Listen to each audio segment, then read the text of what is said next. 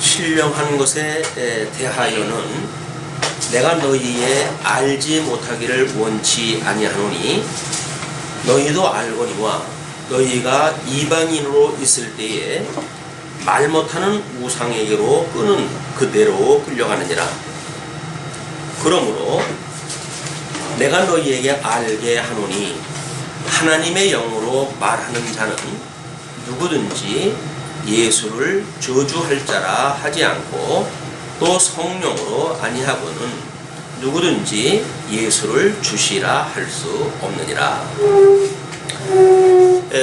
우리가 오늘 특별히 아마 송구영신 예배가 없기 때문에 송구영신의 의미가 우리 고린도전서 12장에 그대로 소개가 되지 않을까 이렇게 살펴보게 됩니다.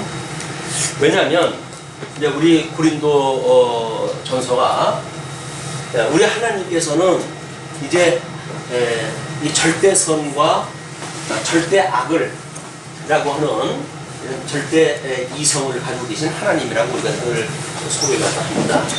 하나님께서는 선과 악이라고 하는 절대 이성을 가지고 계신 하나님이시다. 그런데 우리 에덴에서 우리 하나님께서 복을 주셨고 그리고 나라를 언약을 하셨단 말이에요. 이거를 상실하고 쫓겨나가면 살게 되어진 데가 지금 이 사단 가운데 사단의 종노릇하고 있었던 여기서 이제 우리가 살고 있었어요. 이게 상실되어진 복과 나라의 세계입니다.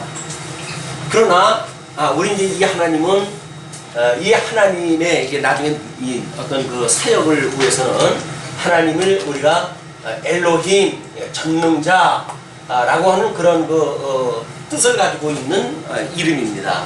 그리고 여호와, 이 여호와는 이제 만사를 언약하신 대로 이루신다고 하는 뜻이에요. 그래서 언약대로 그 다음에 이루시는 분 해서 이분을 여호와 이렇게 이야기를 합니다. 그래서 언약대로 이루시는 여호와는 전능하신 분이시다. 이런 것이 성경에서 우리 이 하나님에 대한 이런 그 이야기예요. 그래서 우리 하나님에 대한 이야기를 실론이라고 이렇게 이야기를 합니다.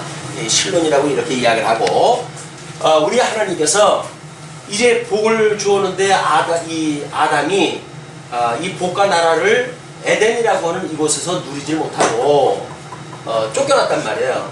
그러니까 상실되어진 곳 이곳에 이제 이 복이 저주로 바뀌었고 그리고 이 나라는 세속의 나라로 여기서 살아갈 수밖에 없었죠. 그런데 하나님께서는 이 기뻐하시는 뜻이 이 여기서 예정을 갖다 하실 적에는 선택과 유기를 갖다 하셨고 그리고 이 나라는 천국과 지옥을 하나님께서 이미 정말 작정을 하고 계셨던 분이에요. 이 계획을 가지고 계셨던 분이에요. 그런데 이 아담에게 언약을 하셨을 적에는 이 복과 나라를 언약을 하셨어요. 그래서 우리가 이거를 양대 언약이라고 이렇게 지금 이야기를 하는 거예요. 뭐 양대 언약 이렇게 이야기를 하니까 뭐 들어보지도 못한 그 언약이다 이렇게 생각할 수가 있는데 이 양대 언약이라고 하는 거는 복과 나라에 대한 두 가지의 큰 약속이라는 이야기거든요. 그런데 하나님께서 이 복과 나라를 주셨던 것이 이제 상실돼 버렸잖아요. 그런데 여기서 선택받은 사람이 있고 뭐 유기되기로 예정되어진 사람은 어차피 지옥에서 살 거니까 상관이 없겠지만 선택되어진 사람이라든가 천국이라든가 이것을 이루셔야 되려면 우리가 상실되어진 것도로 내어버려 주었을 적에는 유기되어진 백성이나 또는 지옥의 백성이나 이 지옥이나 이런 거는 그냥 여기서 이루어지는 곳이에요. 하나님이 싫어하시는 이런 절대 이성을 가지고 계신 이런 그 사역 가운데 이거 존재하지만 이 선택되어지거나 또는 이 천국이거나 이거는 하나님의 선이라고 하는 이 기능 속에 이 작동이 돼야 되지 않겠어요. 어차피 이거는 이 악이라고 하는 이제 이 절대 이성적 기능에 의해 가지고 이것이 섭리가 된다 할지라도 이 선택되어졌거나 천국이라고 하는 그거는 하나님께서 이 절대선이라고 하는 그 이성적 기능에 의해서 작동이 되야 된다. 그러기 위해서 우리 하나님께서는 예수님을 보내주셨어요. 예수님을 보내주셔가지고 저주 가운데 있던 사람들, 이 중에 특별히 선택받기로 예정되어진 사람들, 이 사람들을 불러내가지고 구원을 시켜주신 거예요. 예수님이 와가지고 사망 권세를 이기시고 부활하심으로 선택하기로 예정되어진 사람들은 구원을 받게 되어진 겁니다. 이제 우리 예수님께서 이제 승천하다 하신 뒤에 십자가에 못 박아 죽으시고 그 다음에 승천까지 하셨어요. 모든 사역을 다 마치고 승천까지 하셨어요. 그리고 우리 주님께서 성령을 보내주셔가지고 여기서 이 예수 그리스도, 예수 또는 그리스도. 근데 우리 예수에 대해서는 그렇게 이야기를 했죠. 혈통적으로는 다윗의 자손으로 오셨고 이렇게 이야기를 했어요. 신령한 이 성결의 영으로는 죽었다가 부활하심으로 성결의 영이심을 증거했다 이렇게 이야기를 했죠. 로마서를 배울 때. 그러니까 이 예수는 다윗의 자손으로 오셨다고 하는 그 이야기예요. 구약에 언약되어진 그 왕통을 따라가지고 이분이 오셨는데, 왕통을 따라가지고 오셨던 이분이 이미 하나님으로서 태초에 천지를 지을 때서부터 말씀으로 계셨던 분 아니에요, 우리 예수님이. 그러니까 그 예수님이 이쪽에 오셨다 그 이야기예요. 이게 성결의 영으로는 이렇게 구분이 되어진 거예요. 그래서 우리가 신앙 고백을 할 적에 주는 이제 우리가 이렇게 다 우리 베드로가 고백을 할 적에도 주는 살아계신 하나님의 아들이요, 그리고 우리 이 기름 부음 받은 자라고 하는 걸 고백을 딱 하잖아요. 주는 그리스도시요, 주는 그리스도시요, 그리고 살아계신 하나님의 아들이십니다. 그 이야기예요. 이 하나님의 아들이십니다 라고 하는 것이에요. 그래서 이 그리스도시요 라고 하는 그것을 우리가 이걸 기독론이라고 이렇게 이야기해요. 기독론. 그러면 신론, 기독론. 우리 그런 그 예수님이 승천하셔가지고 당신의 여기에 성령을 보내주셨단 말이에요. 이 성령을 보내주셨는데 이 성령이 바로 우리가 나중에 공부해야 될 성령론이에요. 성령론. 그래서 우리 오셨던 이 성령님께서는 요한복음에서 약속되어진 대로 예수님께서 내가 너희들과 함께 있는 것보다는 내가 가는 것이 너희들에게 유익하다. 내가 이제 다른 보혜사 성령을 보내줄 터인데 그 성령이 오시게 되면 너희들에게, 이 사망 권세의 종로를 타고 있는 너희들에게 내가 일렀던 모든 말들을 기억나게 하고 가르치고, 그래서 너희들로 하여금 구원의 백성을 만드시겠다라는 이야기였어요. 그러니까 그분이 오셔가지고 지금 우리가 여기에서 지금 주님의 몸된 교회를 세우게 되어진 거야. 아직도 우리의 몸은 사단의 종로를 타고 있는 가운데 영역 속에 포함되어 있습니다. 그러나 우리들의 영은 하나님이 기뻐하시는 선한 뜻을 따라서 그 뜻을 분별하면서 살아가는 영적 예배를 드리면서 살아가는 이런 중생되어진 사람들이에요. 그렇죠? 이 성도를 이 성령으로 말미암아 이제 교회가 세워졌는데 이거를 우리가 교회론이라고 이렇게 이야기해요.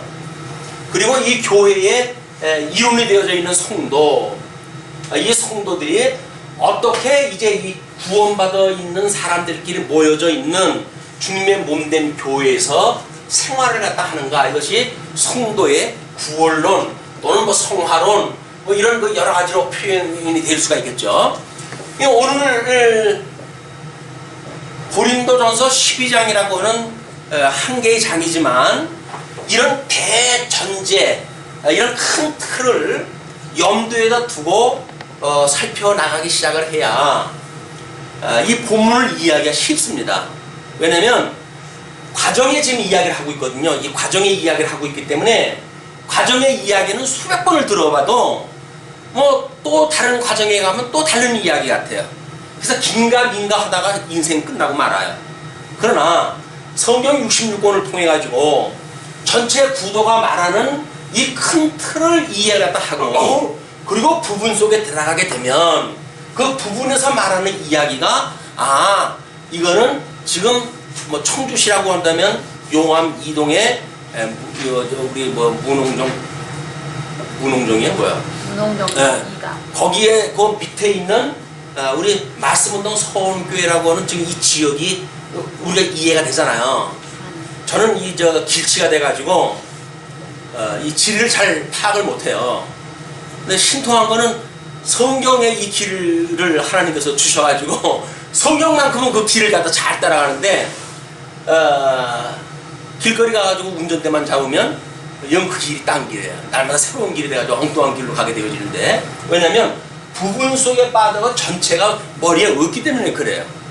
이 운전을 잘 하시는 분들 보게 되면 이미 그 지도가 머릿속에 들어와 있어요.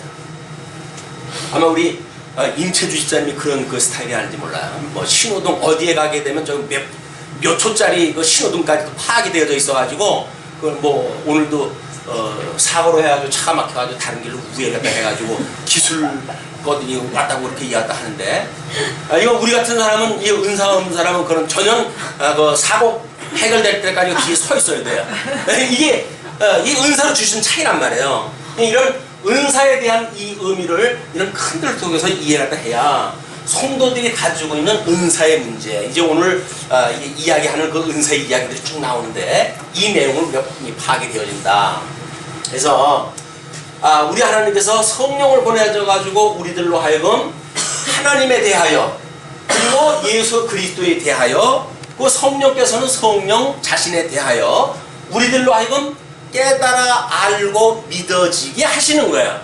우리들로 하여금 이제 성경을 통해 가지고 성경을 읽고 뭐 우리가 강론을 듣고 하게 되면 이걸 깨달아 알고 믿어 경외하게 하신다, 그 이야기에. 이게 소위 우리 그 메타 성경 신학에서 이야기하는 인식론입니다. 우리들이 말하는 인식론은 성령께서 깨닫는 것도 성령께서 깨닫게 하시고, 알게 하는 것도 성령께서 알게 하시고, 믿어지게 하는 것도 성령께서 믿어지게 하시고, 경외하는 것도 성령께서 경외하게 하신단 말이에요. 우리가 이런 큰 틀에서 이 원리를 모르게 되면 우리 성도가 예수를 믿잖아요. 그럼 예수를 믿는다고 하는 그것이 예수를 따라가는 것이 예수를 믿는 걸까요? 어떻게 보이십니까? 예수를 믿는다는 이야기가 뭘까요? 아주 큰 오해가 있기가 쉬운데, 우리가 이 하나님 안에 있고 예수 그리스도 안에 있고 성령 안에 있어요, 구원받은 사람들은. 그러면 만약에 우리가 성도가 예수 그리스도가 천상에 계신, 그래서 우리의 타자이신 예수를 우리가 어떻게 관계를 맺는다고 한다면, 우리하고 이렇게 떨어져 있는 분이니까 그분의 뜻을 우리가 순종을 해야 되겠죠. 우리가 그분을 따라가야 되겠죠. 근데 그것이 아니라 신앙생활이라고 하는 그거는 이 생명이신 예수 그리스도 안에 우리가 들어가게 되어진 거예요. 그냥 우리가 믿는다는 이야기는 예수님을 따라서 사는 것이 아니라 예수님이 나의 생명이라고 하는 걸 믿는 거예요. 그게 믿어지는 거라고요. 왜? 우리가 이 안에 있으니까, 생명 안에 있으니까. 근데 우리는 삶이라고 하는 걸 살다가 보게 되면 자꾸 무엇인가 어떤 삶을 어떻게 사는 것이 구원받았다고 생각을 하는데, 구원받은 거고 그거는 아무런 상관이 없는 거예요. 예수 그리스도 안에 있게 되면 예수님의 뜻을 우리가 분별하게 되어져서 깨달아 알고 믿어 경외하게 되어지는 거지, 저쪽에 계신 하나님 우편에 앉아 계신 그 예수님을 성경을 통해서 우리가 그분에 대한 걸 안다고 해가지고 그분을 내가 그러면 열심히 따라가야지 라고 하는 그런 것이 믿음이 아니란 말이에요. 우리는 자칫 잘못하게 되면 어떤 이런 삶의 결과, 열매로 맺어져 있는 이것이 열매인 걸로 착각을 하는데, 이거는 천만의 말씀이에요. 이게 자칫 잘못하게 되면 우리 주의자들처럼 어떤 행동 거지를 보고 구원 받았는지 안 받았는지를 판단하게 되어지면 오류에 빠지게 되어진다. 그게 바리새인들이에요. 바리새인들의 삶은 철두철미했어요. 그런데도 생명이신 예수 그리스도를 알아보지 못하잖아요. 왜 그렇습니까? 자기네들이 성경에 나와져 있는 그 명령을 제대로 순종을 하고 살아가는 것이 구원이라고 믿었단 말이에요. 구원이라고 하는 그게 아니다. 기독교라고 하는 거는 우리가 할 수 없기 때문에 아담이 실패를 갖다 했고, 그래서 도저히 할 수 없는 우리들 다 사망 권세 아래 죽어버려가지고 뭐 여기서 깨닫기는커녕 어두움 속에 들어가가지고 뭐 이 깜깜 절벽 속에 있었고, 상실한 마음 속에 있어가지고 깨닫기는커녕 아무것도 깨달을 수 없는 이런 지경에 알기는커녕 어둠 속에 갇혀져 있는데 뭘 압니까? 믿어진다고 하는 그것이 여기서 밥 세 끼 먹으면 산다고 우리가 알고 믿고 살아갔지, 우리 생명이 우리 하나님께로부터 그 생명이 온다고 하는 걸 모르고 살아갔던 우리들이에요. 그것에 대하여 지금 사도 바울이 이렇게 이야기를 하는 겁니다.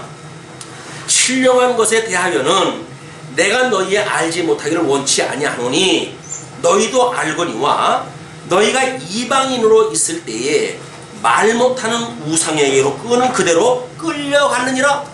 여기서 우리들이 살던 이 사망 권세 아래 살던 우리들은, 사도 바울은 지금 이제 방언 은사 문제라든지 이걸 어떤 그 헬라 쪽의 그 성도들한테 나타나는 현상이기 때문에 지금 그 사람들한테 지목을 했지만, 사망 권세 아래 있던 모든 사람들은 다 마찬가지예요. 다 마찬가지. 이런 거를 지금 이방인에 대한 그 예를 들어서 그렇게 이야기를 하는 거죠. 우상에게로 끄는 그대로 끌려갔느니라. 그러므로 내가 너희에게 알게 하노니 하나님의 영으로 말하는 자는 누구든지 예수를 저주라 할 자라 하지 않고, 또 성령으로 아니하고는 누구든지 예수를 주시라 할 수 없느니라. 이거는 이 성령으로 말미암지 않으면, 이 성령으로 말미암지 아니하면 우리 예수에 대하여, 그죠? 이 예수에 대하여 저주할 자라고 말할 수가 없단 말이에요. 성령께서 깨닫게 해주시는 이 믿음으로 우리가 살게 되면 예수님을 저주할 자라 할 수가 없고, 뿐만 아니라 성령으로 말미암지 않고는 이분을 그리스도라고 이렇게 우리가 이야기할 수가 없다, 그 이야기예요. 그러니까 주는 그리스도시요 살아계신 하나님의 아들이신다라고 하는 신앙 고백은 요한복음에서 예수님이 베드로한테 그렇게 이야기를 하잖아요. 내가 이렇게 말한 것은 내가 아니라 이 성령께서 이렇게 너에게 고백을 하게 하셨다 라고 이야기를 하잖아요. 이는 성령이 우리들의 이 믿음의 세계에 관한 성령께서 해가시는 일이지, 성도들의 삶이 마치 어떻게 하면 이렇게 되어지는 것처럼 우리가 여기에 어떤 그 주체라고 한다면 예수 그리스도 이 하나님을 객체로 보여요. 떨어져 있는 객체로 본단 말이에요. 이런 것이 신앙관계가 아니라 우리는 어떻게 해요? 예수 그리스도 안에 우리가 함께 있는 거예요.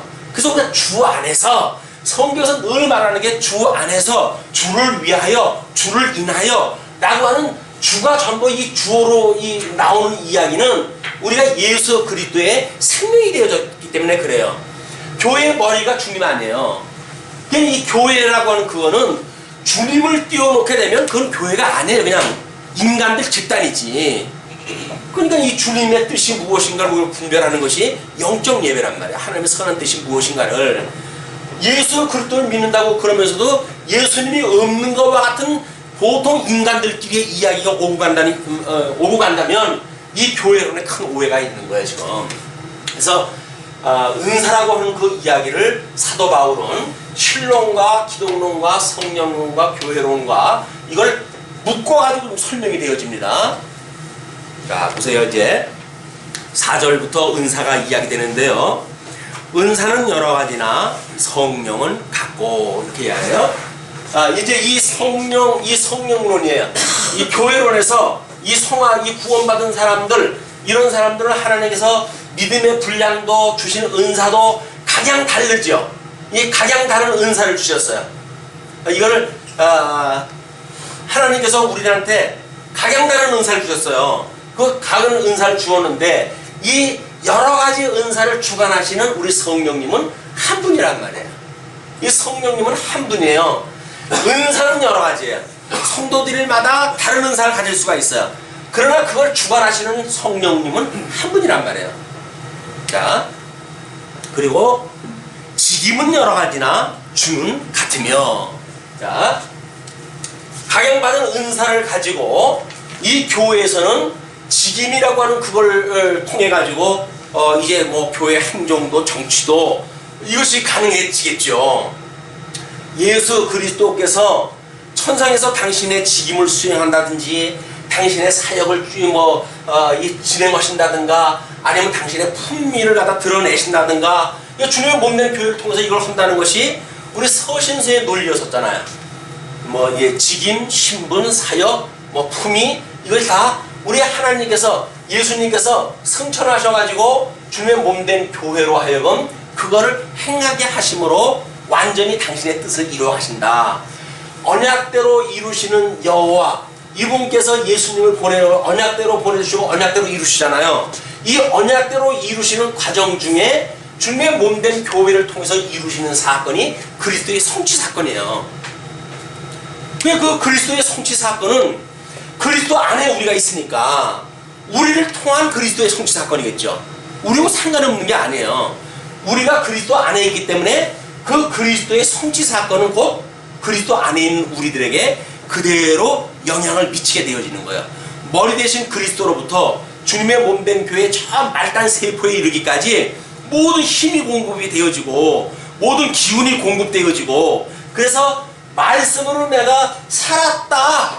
이제 나는 이 사망으로부터 살았다. 라는 신앙 고백이 있으면 우리는 죽어져 있는 사람 살 수가 없어요. 살아있는데 어떻게 숨을 안 쉬어요? 살아있는데. 그러니까 우리는 그거를 예수님과 상관없는 내가 뭘 한다고 그러니까 우리는 자꾸 다른 사람들을 봐야 되는 거예요. 비교를 갖다 해야 돼요. 저 사람은 어떻게 사냐? 나는 이렇게 사는데 그럼 내가 옳으냐? 제가 옳으냐?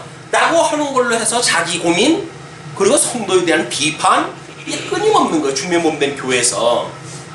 물론 주님께서는 고린도 교회를 통해서 이런 교회를 통해 가지고 지난 시간에 확인한 바에 의하면 그렇게 잘못하는 자들이 있어야 하나님께서 바르신 뜻이 무엇인가를 드러내신다고 그랬잖아요. 그거는 유익하게 하나님의 섭리 방법으로 하시는 거예요. 그러나 선택과 유기를 하나님께서 작정하셨듯이 여기서도 마찬가지란 말이에요. 우리가 예수 그리스도를 믿고 살아간다고 하지만 그분을 믿질 못하고 소위 말하는 종교 행위에 우리가 그냥 머물러져 있게 되면 평생을 예수를 믿는데도 불구하고 예수님의 이 생명하고는 아무 상관없는 신앙생활을 하게 되는 거예요. 그거를 소위 구원이란 무엇이냐라고 하는 이야기입니다. 구원을 받았느냐 못 받느냐 이런 이야기를 하는데 구원받았다는 이야기는 뭐예요? 결국 예수 그리스도의 그 생명을 우리가 떡을 떼잖아요. 그 생명에 내가 동참을 했는가 그 이야기란 말이에요. 그럼 예수님이 나의 생명이라고 한다면 아니 그분이 나의 머리고 그분께서 다 주관하다 해가시는데 그분께 모든 영광을 돌리게 되지. 그분하고 상관없는 내가 뭘 갖다 했다고 해가지고 내가 무엇을 했는데 이런 자기 자랑이 나올 수가 없는 거죠. 이걸 모르는 교회가 사람들의 어떤 행동만 자꾸 유발을 시키는 거예요. 열심을 강조하고 또는 때로는 충성을 강조하고 예수 그리스도 생명 안에 우리가 있지 않다고 한다면 죽을 힘을 다해서 사는데 뭘 합니까? 그게 이제 소위 말하는 13장에 가면 그게 아주 잘 정리가 돼서 설명이 되어집니다. 천사의 말을 한다 할지라도 예수 그리스도 안에 생명이 아니라고 한다면 천사의 말을 할지라도 아무런 유익이 없대잖아요. 무슨 유익이 있어요? 주님과 상관없는 이야기인데. 자, 지금은 이제 주는 같다 그랬어요. 또 역사는 여러 가지나 모든 것을 모든 사람 가운데서 역사하시는 하나님은 같으니. 자, 이런 그 직임을 수행한다 해가지고 하시는 주님은 또 한 분이에요. 근데 우리 기독론 이야기했을 때 이분이 한 분이에요. 그런데 이런 일들을 행하게 하는 능력, 우리 전능자라고 했잖아요. 이 전능자. 그렇기 때문에 우리 여호와 하나님은 모든 것들을 하나님의 기뻐하시는 뜻대로 섭리해 갔다 하시는 능력자란 말이에요. 이 능력을 행하시는 분이에요. 이분도 한 분인 거예요. 그냥 다양한 일들이 벌어집니다. 여기 다양한 일들이 벌어지지만 성령도 한 분이요, 주님도 한 분이요, 우리 하나님도 한 분이시란 말이에요. 너무 심플하잖아요. 한 분이니까.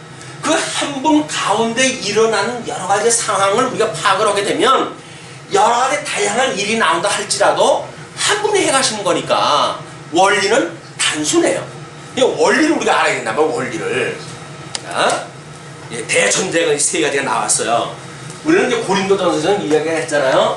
성령, 우리 예수님이 승천하셔가지고 우리 이 지식의 풍요함으로 우리를 경고케 한다. 언제까지? 우리 주님이 오라고 하시는 그날까지. 견인이라고 이렇게 이야기를 했어요. 그리고 주님께서는 우리로 하여금 교제케 하신다, 이렇게 이야기를 했어요. 교제케 하신다. 이것이 고린도서에서 이야기하고 있었던 전제란 말이에요. 이 전제가 이 큰 그림 속에서 이걸 놓고 보게 되면 이게 전부 같은 원리로 이게 하신다는 이야기로구나, 이렇게 설명이 되어지겠죠. 자, 각 사람에게 성령의 나타남을 주심은 유익하게 하려 하심이라. 우리가 유익하게 성령의 나타남을 주시는 것, 성령께서 여러 가지 우리를 깨닫게 하는 것, 알게 하는 것, 믿게 하는 것, 경외하게 하시는 것, 모든 것들이 유익하게 하시기 위해서 그렇게 주신다고 이야기해요. 그러면서 어떤 이에게는 성령으로 말미암아 지혜의 말씀을, 어떤 이에게는 같은 성령을 따라 지식의 말씀을, 다른 이에게는 같은 성령으로 믿음을, 어떤 이에게는 한 성령으로 병 고치는 은사를, 어떤 이에게는 능력 행함을, 어떤 이에게는 예언함을, 어떤 이에게는 영들 분별함을, 다른 이에게는 각종 방언 말함을, 어떤 이에게는 방언을 통역함을 주시나니. 자, 몇 가지의 은사를 소개 갖다 했어요. 고린도 교회에서 흔히 나타나고 있는 은사들의 종류예요. 로마서에서 이야기하는 그 은사와 불일치하는 그런 그 부분들이 있는 그거는 고린도 교회에서 특징적으로 나타나는 것을 지목을 했기 때문에 그러는 겁니다. 자, 그러면 결국 그 은사가 결국 유익하게 하기 위해서 준다고 그랬는데, 그 유익하게 하셨던 나타나는 그것들이 뭐예요? 지혜의 말씀, 지식의 말씀, 전부 이야기해요. 이 지식의 말씀, 이 지식이 풍요함으로 경고하게 되어진다고 그랬으니까, 이거를 풍요하게 하시는 일이 뭡니까? 각양 은사를 줘가지고 지혜의 말씀을, 지식의 말씀을 전하게 함으로 해가지고 지식을 경고케 해가는 거예요. 이 풍요롭게 해가는 거예요. 이 지식이 풍요롭게 되면 주님의 몸된 교회는 경고하게 되어지니까, 그 이야기예요. 이 교회가 경고하지 못한다는 이야기는 한마디로 이 지식이 풍요롭지 못한다는 이야기예요. 자, 그리고 또 다음의 은사가 뭡니까? 어떤 얘기는 이제 그 구절에 다른 얘기는 같은 성령으로 믿음을, 여기서 말하는 믿음은 구원론에서 이야기하는 구원받는 믿음을 이야기하는 건 아니겠죠. 왜냐면 그건 모든 성도에게 다 포함이 되어지는 거지, 어떤 사람은 뭐 구원받는 그 은사가 따로 있는 게 아니잖아요. 이건 다 주는 거니까. 여기서 말하는 거는 어떤 표적 같은 걸 행할 수 있는 그런 믿음을 가지고 있는 사람들이 있어요. 예수님께서 그런 그 예를 들지요. 너희들에게 조금만 믿음이 있다고 하더라도 이 산을 들어서 저 산으로 옮기리라 라고 한다든지, 이런 그 이야기를 하잖아요. 그냥 이렇게 어떤 구원을 받지 못했는데도 불구하고 이 구원이 아주 적은 사람, 이 믿음이 적은 사람인데도 불구하고 이런 표적을 행할 수 있는 능력을 하나 주시게 되면 그런 능력을 행하실 수가 있단 말이에요. 그걸 저 사람은 저런 표적을 행하는 걸로 보니까 믿음이 되게 큰 사람인가 봐, 이런 개념이 아니란 말이에요. 은사를 주시게 되면 그런 믿음을 갖게 되는 사람이 있어요. 그래서 병을 고치는 그런 은사들도 마찬가지죠. 그런 것이 나타날 수가 있는 것이다, 그 이야기예요. 그 다음에 또 어떤 얘기는 한 성령으로 병 고치는 은사를, 병 고치는 은사도 그런 믿음을 가진 사람이 있어요. 그래서 이제 뭐 우리 요한서 좀 가게 되면 병든 자에게 너는 장로에게 가서 기도를 갖다 받으라고 이렇게 이야기를 하고 그러지요. 그러니까 병 고치는 은사라고 하는 그것도 지금 어떤 신비주의적인 상황 속에서 만들어지는 그런 병 고치는 은사가 아닙니다. 이런 그 은사는 예수님이 오셨을 때의 어떤 병 고치는 이 역사를 갖다 보이고 이렇게 했던 건 표적이에요, 표적. 내가 이 하나님께서 보내신 그리스도라고 하는 걸 증거하기 위한 표적이지, 그걸 뭐 신약성경에 예수님이 그렇게 했으니까 우리들도 그럴 수 있다고 하는 그 이야기는 내가 그리스도가 될 수 있다는 이야기와 똑같은 이야기예요. 그러는 거 아니에요. 예수님이 구약에 언약되어진 메시아라고 하는 걸 증거하기 위해서 예수님은 죽었던 자를 살려야 될 거 아니겠어요? 유수되어졌던 자를 회복시켜야 될 거 아니겠어요? 그러니까 그런 능력을 보여주신 거예요. 구약에 언약되어진 내가 그리스도다 라고 하는 걸 증거한 거지, 예수님이 병 고쳤으니까 나도 병 고쳐야 내가 예수님 믿는 사람이다 라고 말하는 것은 잘못되어진 것이다, 그 이야기예요. 또 어떤 이에게는 능력 행함을, 어떤 이에게는 예언함을, 어떤 이에게는 영들 분별함을. 이거는 예언 같은 것도 마찬가지예요. 예언도 이때는 신약성경이 완성되기 전 아닙니까? 그러니까 신약성경이 완성된 이후로 새로운 예언이 있다고 한다면, 그러면 성경은 1.1핵이라도 더하거나 감할 수 없는 완전한 무결한 말씀이 안 되는 거예요. 왜? 다른 예언이 들어가야 되니까. 그렇잖아요. 예언이 마치 다 우리들이 어떤 하나님의 이 말씀 이외의 거에 다른 예언을 받을 수 있다고 한다면 그건 매우 위험하기 짝이 없는 것들이에요. 우리 지식에 풍요롭게 되어지는 그런 그 예언은 전혀 그렇지 않습니다. 뭐 방언 은사를 이야기할 적에도 이제 그렇게 이야기를 하죠. 깨달은 말 5마디로 하는 그것이 1만 마디의 방언보다 낫다고 그러는 거 아니에요? 이 깨달은 말 5마디가 중요하지, 무슨 여기서 그 알아듣지도 못하는 이야기를 썰래썰래 해가지고 몇 시간씩 흔들게 무슨 소용이 있느냐, 그 이야기예요. 그런데 사람들의 어떤 이 감성이 자극받으려면 신비주의자들은 자꾸 감성을 자극하잖아요. 모 프로그램에, 그 음악 프로그램에 뭐 3호곡을 부른 그 사람이 그 뒤에 불렀던, 재미나게 불렀던 노래를 이겼다고 그렇게 이야기를 하세요. 그렇게 그런 그 프로그램을 봤어요. 사람의 감성에 제일 영향을 줄 수 있는 게 뭘까요? 눈물의 눈물. 눈물이 모든 치료를 갖다 해줄 수 있는 보약이라고 그러잖아요. 이 눈물이. 그만큼 사람들은 감정에 약한 거예요. 하나님의 지식의 풍요로움으로 해가지고 감동이 없고, 예를 들어서 어떤 사람에 의해서 감동을 받아서 저 사람이 말 한마디에 그냥 우리의 온 마음을 다 빼어줄 만큼 영향을 받았다. 그럼 우리 눈물 콧물 쏙 뺐잖아요. 그건 하나님 아는 지식과는 아무 상관이 없는 거예요. 근데 우리 마음은 뭐가 그래도 눈물 흘리고 나면 낫잖아요. 뭔가 이 예배 시간에 우리가 회개의 눈물을 흘리고 뭐 이렇게 하게 되면 뭔가 하나님 앞에 더 가까워진 것 같은 느낌이 들잖아요. 아니란 말이에요. 더 가까워진 게 눈물이 앞을 가려가지고 오히려 성경도 안 보여요.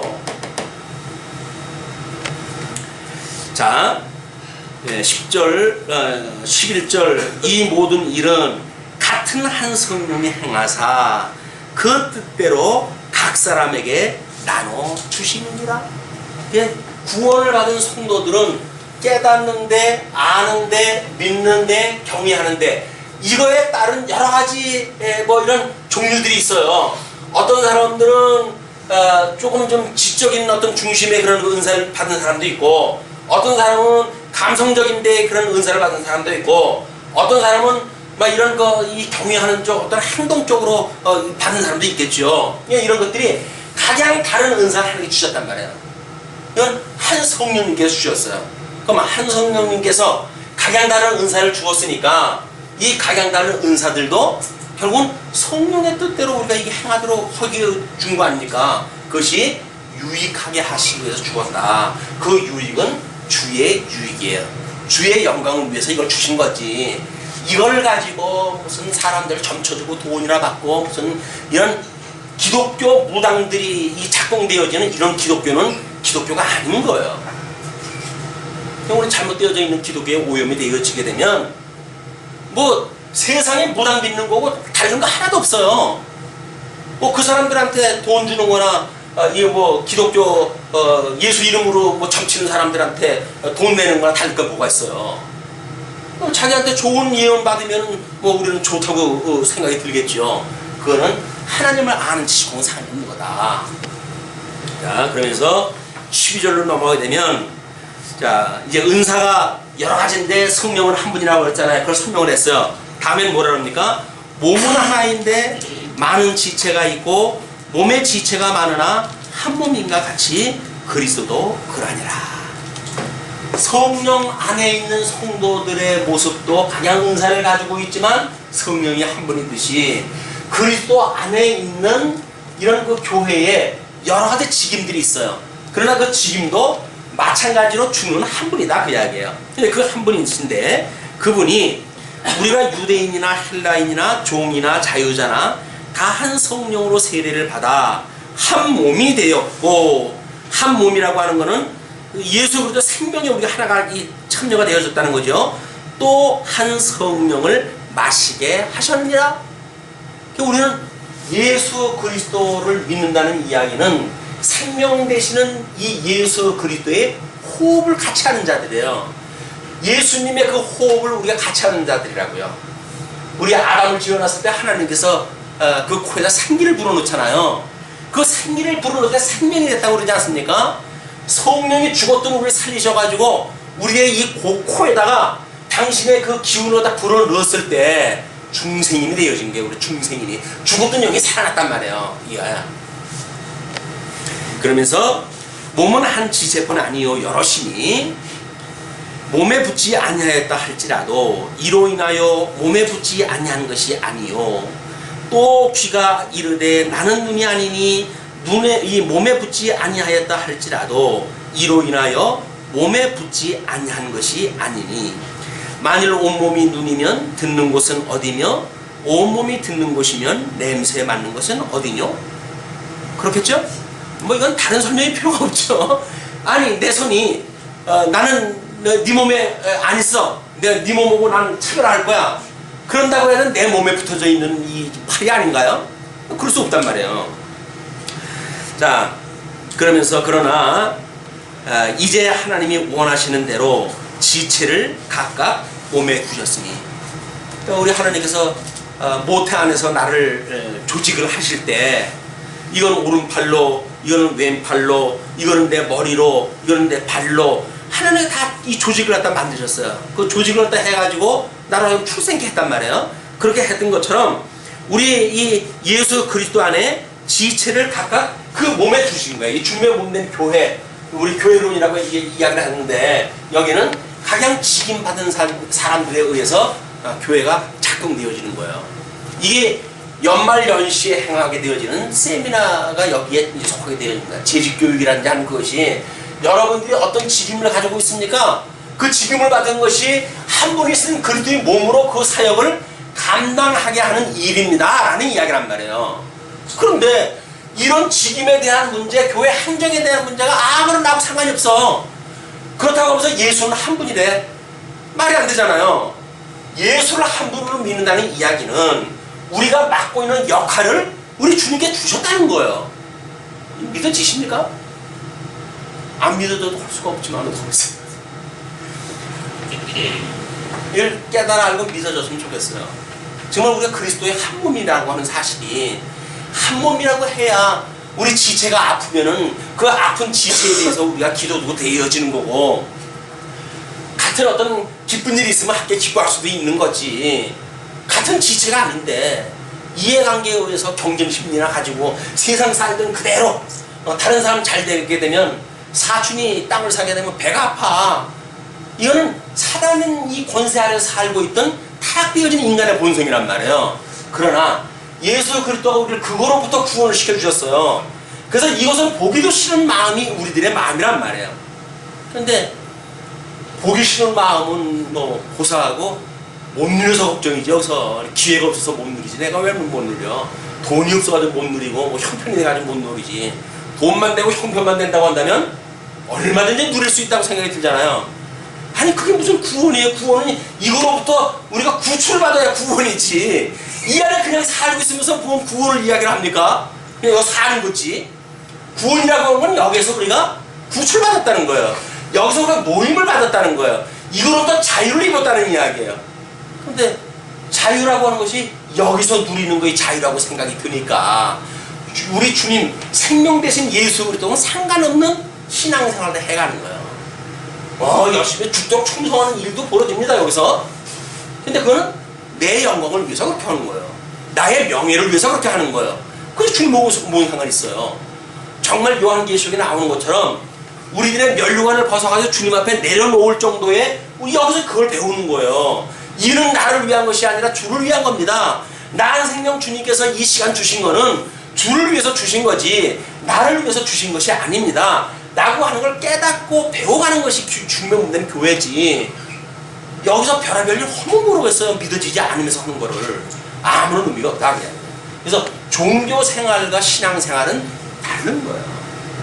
바리새인들이 했던 그런 그 종교 생활, 이것이 뭐 어떤 그런 그 한국 교회에 대하여 아픔을 느낀 그 분이 바벨론에 사로잡힌 교회라고 하는 걸로 책을 갖다 냈어요.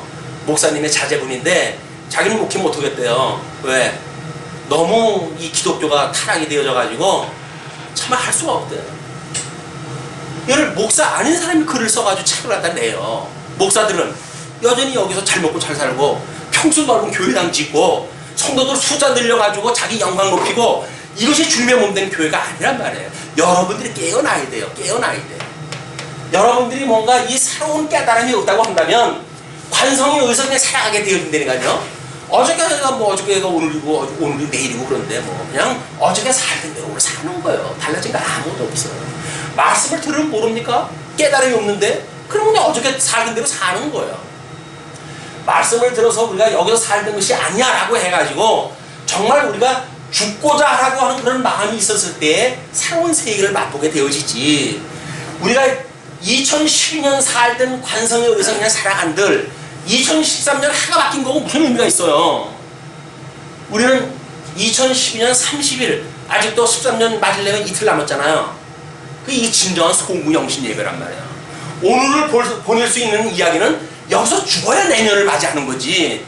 여기서 죽지 않고 무슨 내년을 만나요. 나 이건 달력만 지나간 거지. 그건 숫자에 지나지 않는다. 금년을 보내고 내년을 맞이한다는 이야기는 뭔가 새로운 세계를 우리가 맞이하는 거 아닙니까? 새로운 나를 맞이하는 거에 끝나는 게 아니에요.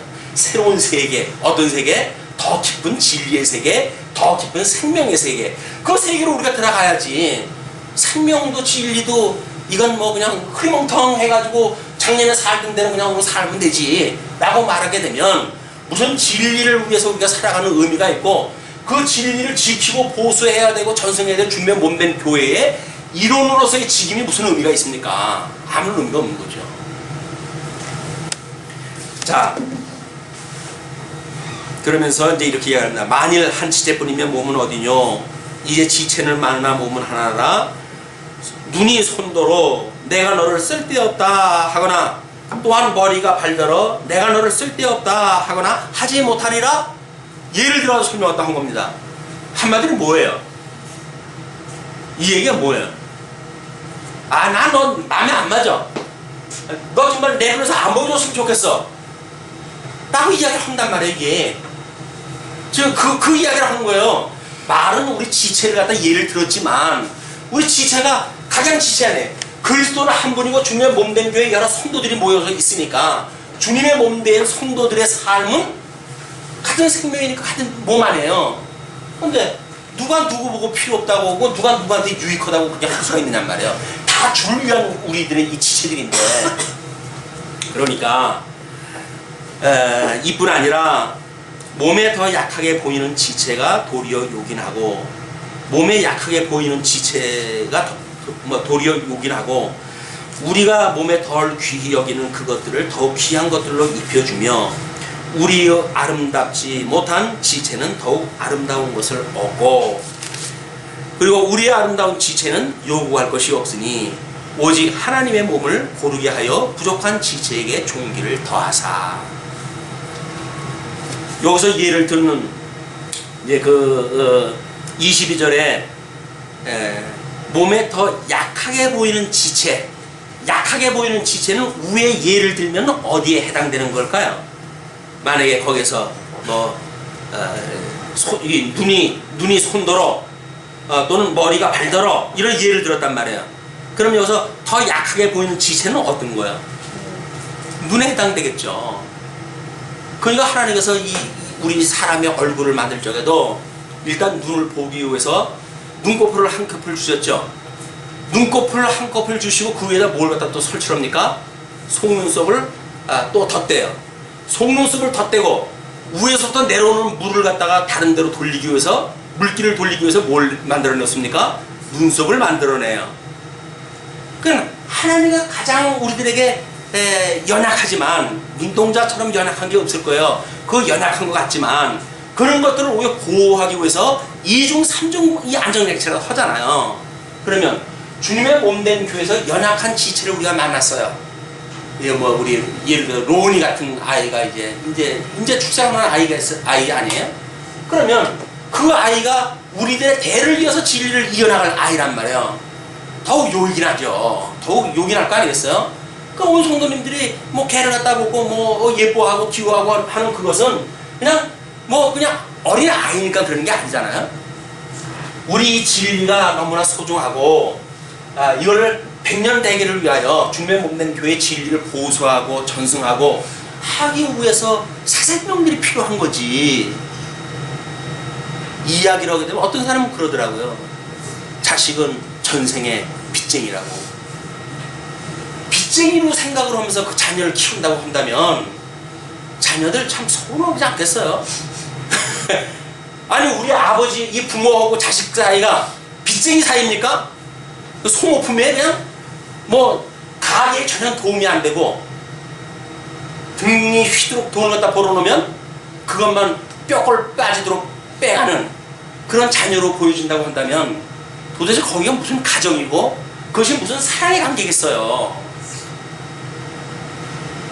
그러니까 이 서툴른 가정이 잘못되어지게 되면 앵벌이를 갖다 시키는 거예요. 가가지고 돈 벌어, 돈 벌어. 뭐 지는 앉아서 술 퍼먹고. 이게 타락되어져 있는 인간들이 해가는 세계라니까요. 주님의 몸된 교회는 어린 자를 위하여 큰 자들이 한없이 희생하는 곳이에요. 왜? 진리를 갖다 좋으니까. 아니 우리 하나님은, 우리 주님은 하나님과 동등됨을 취하지 아니하시고 인간의 몸을 입고 낮아지신 분 아니에요.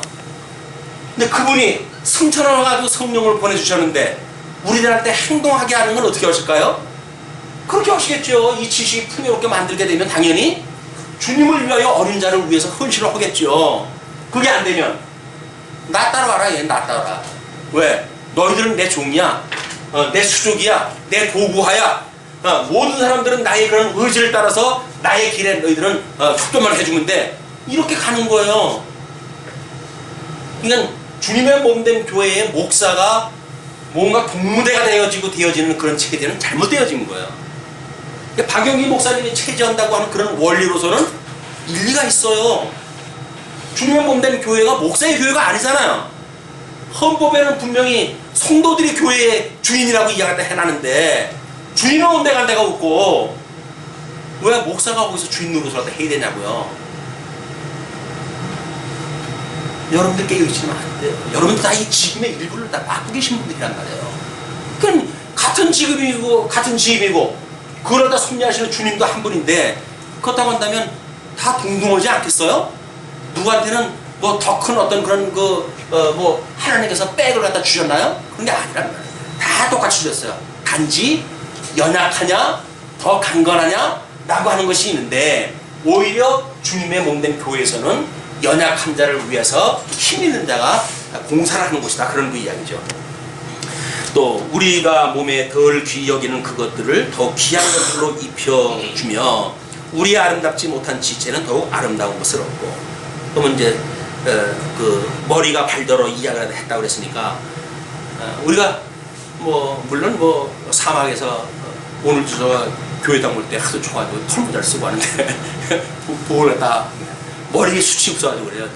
머리숱만 많으면 이거 모자 안 써도 되는데 머리숱이 없어가지고 바람이 휑하니 들어가지고 모자를 쓰고 다니는데 근데 발은 다 이 신발을 신고 다녀요. 복음의 신발이라고 이렇게 갖다 하는데 그런데 우리들의 이 머리는 예수님이 당신의 그 영광을 보여줄 때 요한계시록에 7 촛대 사이로 등장하셨던 예수님의 그런 형상을 소개해 주잖아요. 거기서 예수님의 머리가 어떻게 표현되어집니까? 그 시기가 눈과 같고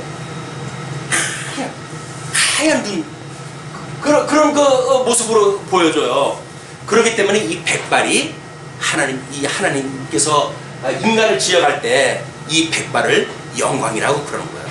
하나님의 영광이 드러나는 것이다 그 이야기예요. 젊어서 머리 쉬면 그건 병이고 늙어가지고 이 머리가 휘어지는 거 그거는 하나님께서 그걸 영광으로 보여준다 그 이야기예요. 그러니까 모자라서도 뭐 머리가 하얗게 염색이 되어지니까 염색되어진 거 보게 되면 아유 저분 인생 살아온 삶이 파란만장한 삶을 살아왔겠구나. 그동안 하나님의 수많은 보호 가운데 여기까지 오셨겠구나. 이렇게 믿어질 거 아니겠어요? 여러분들이 인생을 살면서 나이 든 사람에 대하여 참 저 나이가 되도록 그래도 이렇게 살아오신 것, 건강하게 살아오신 것을 보게 되면 참 대단하다. 이렇게 믿어지기 때문에 정상적인 거예요.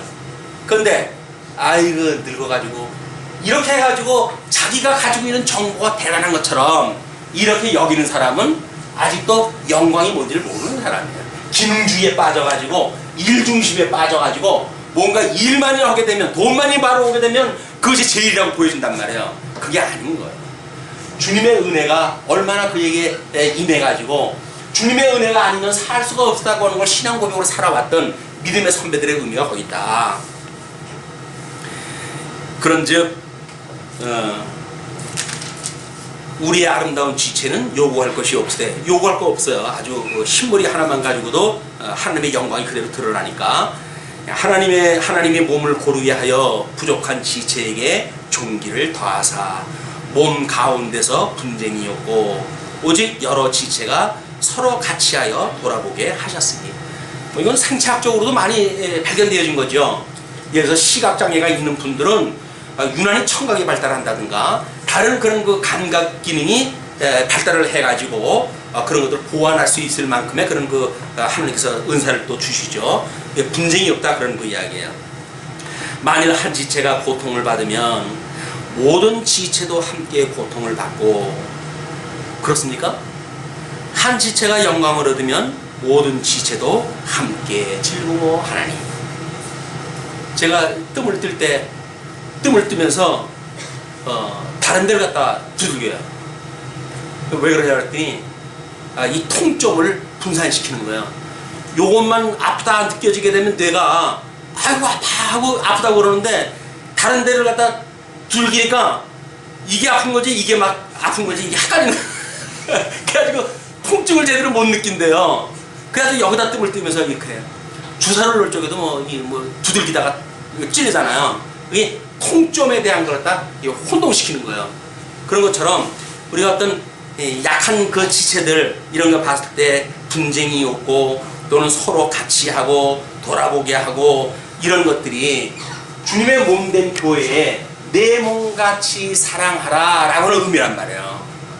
위로는 하나님을 사랑하고 이웃을 내 몸같이 사랑하라. 우리 한 몸이니까 그렇게 사랑하라 그 얘기죠. 그러면서 너희는 그리스도의 몸이요 지체의 각 부분이라. 하나님이 교회 중에 몇을 세우셨으니 첫째는 사도요 둘째는 선지자요 셋째는 교사요 그 다음은 능력이요 그 다음은 병 고치는 은사와 서로 돕는 것과 다스리는 것과 각종 방언을 하는 것이라. 다 사도겠느냐 다 선지자겠느냐 다 교사겠느냐 다 능력을 통하는 자겠느냐 다 병 고치는 은사를 가진 자겠느냐 다 방언을 말하는 자겠느냐 다 통역하는 자겠느냐. 너희는 더욱 큰 은사를 사모하라. 내가 또한 제일 좋은 길을 너희에게 보이리라. 하나님께서 이 지식이 풍요롭게 하셔서 주님의 몸된 교회를 경고케 하신다고 이렇게 하셨기 때문에 주님께서 주시는 그 은사 직임을 갖다 보게 되면 대부분 뭡니까? 복음을 전하는 자예요. 전하는 자. 진리를 전승시키기 위한 수단으로 해가지고 그 내용들을 전부 이렇게 보셔요. 뭡니까? 이 지식을 풍요롭게 하기 위한 그런 그 수단을 주신단 말이에요. 그러니까 주님의 몸된 교회는 복음 전하는 것밖에 방법이 없어요. 여기서 저는 서로 코드가 맞아가지고 잘 먹고 잘 사고 그런 게 아니라니까요. 주님의 몸된 교회는 먹고 마시는 데가 아니에요. 주님의 몸된 교회에 먹고 마시는다는 이야기는 하나님의 말씀을 먹고 마시는 곳이지, 말씀이 없는 주님의 몸된 교회가 무슨 교회입니까? 생명이 없는 교회가 무슨 교회예요? 진리가 없는 교회는 교회가 아닙니다. 우리가 뭐 석절 많지 않은 성도들이 모여져 있다 할지라도 이 진리가 정말 내 사랑하는 내 자손들에게 물려줄 만한 가치가 있다고 믿어지게 되면 이걸 공부해야죠. 우리 자녀들한테 이걸 가르쳐줘야 될 거 아니겠어요? 흘러다니는 이 반복음적인 거 지식을 가지고 그래가지고 우리 자녀들한테 잘못되어져 있는 종교 생활을 하다가 인생 마치게 할 수는 없잖아요. 그 사랑하는 자녀들에게 할 수만 있으면 1.1핵이라도 더하거나 감할 수 없는 우리 하나님의 말씀으로 만들어진 성경을 중심으로 한 내용이 무엇인가가 중요하지, 그 성경과 상관없는 인터넷에서 떠돌아다니는 이런 한간에 빨간 벽도 벽도 붙여져 있는 이런 데서 만들어지는 이 지식은 안 되는 거예요. 성경에 기록되어져 있는 지식을 가지고 우리 하나님을 아는, 하나님의 신지식에 대한 걸 전부 거기 기록되어 있어요. 신론에 대한 거, 기독론에 대한 거, 성론에 대한 거, 교회론에 대한 거, 구원론에 대한 거, 이게 전부 성경에 기록되어져 있는 겁니다. 성경을 보시게 되면 우리가 소위 말하는 교회신학에서 이야기하는 것처럼 신론, 기독론, 구원론 이런 것들을 다 성경 통해서 깨달을 수 있는 것들이에요. 이런 진리의 말씀을 가지고 좀 더 우리 이 연약한 지체들, 사랑하는 지체들, 이런 자들을 위해서 우리는 그냥 봉사를 하는 거예요. 사랑의 짐을 지는 거예요. 사랑의 짐을 지다가 너무 힘들건 옆에 사람한테 나 이 짐 좀 덜어줘. 옆에 사람이 아유 내가 못 봤네, 너무 힘들었겠네 해가지고 옆에 사람이 나누어 지고 그냥 덕으로 가는 거예요. 이거를 네 편, 내 편, 남녀, 노소 이런 걸로 나눠가지고 도대체 뭐가 이게 생명의 교회가 되어집니까? 하나의 원리로 작동이 되어진다. 이 생명 대신 예수 그리스도와 우리가 그분께로 말미암아 생명을 누리고 살아가는데 그 생명은 영원한 생명 아니에요.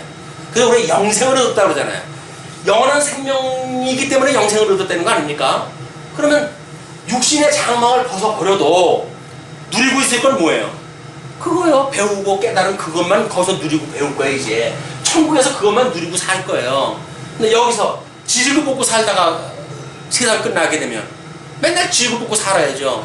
근데 천국에서 지지고 볶고 할 수는 없잖아요. 그럼 어디서 지지고 볶고 해야 돼요? 유감스럽게도 여기서 지지고 볶고 해야 돼요. 예? 성경을 하나님에 대해 우리가 안다고 하면서 예수님으로 말미암아서 내가 구원을 받았다고 하면서 지지고 볶고 여기서 살다가 보게 되면 육신 장막 벗어버리면 그냥 여기에요. 세상으로부터 우리가 달라진다. 이 세속을 갖다 경계할 이유가 거기 있는 거예요.